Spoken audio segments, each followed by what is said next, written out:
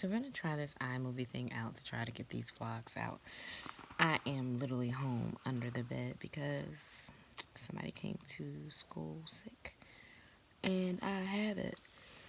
I'm so tired as well, but I wanted to get in the habit of vlogging. I know Vloguary is almost over. It's literally the 11th, so I was trying to get it done for the until the end of the month and see what we can do. So, hello to all my royalties and all my queens and kings. Let's adjust our crown and get it going. So, there's been a lot of stuff going on in the world, all over, entertainment wise, politically, and some of the things that have I've been posting on social media, some people have been reposting in a sense because they like it, and then maybe reposting with subliminal. So if you know me, I don't do subliminal posts. It's something that I feel. Going into the year 40, I realized that I don't have to talk to you every day for me to love you.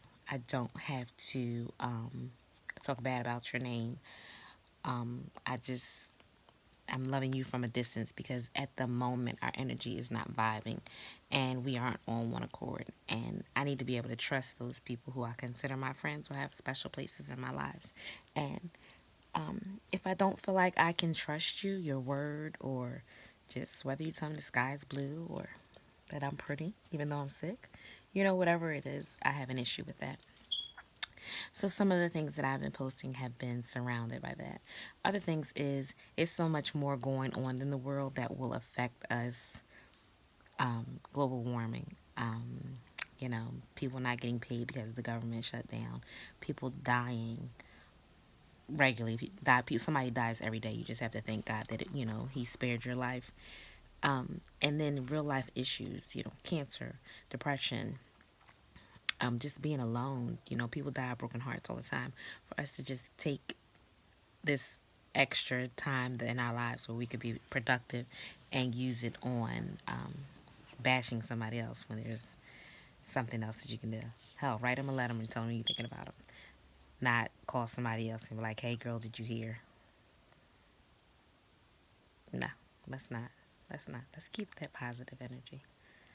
And what else have I been talking about? Um, so I have new teachers stamped on my forehead. Although I go above and beyond, I haven't been doing it for 20 years, or I haven't been doing it for at least 10 years.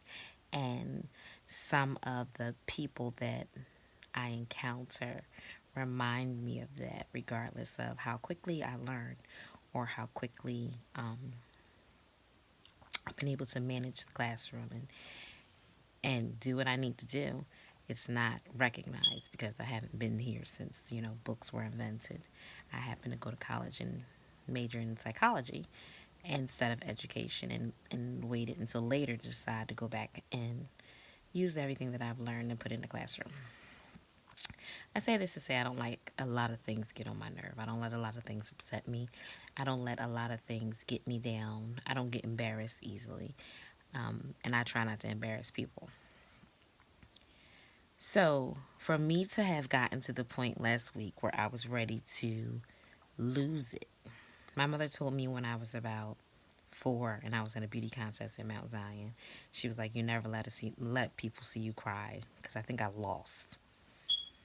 My best friend at the time, Janaea, it was like between she and I, but we always won. Nobody else won. It was either one of us. And I think this time I lost, or for whatever reason.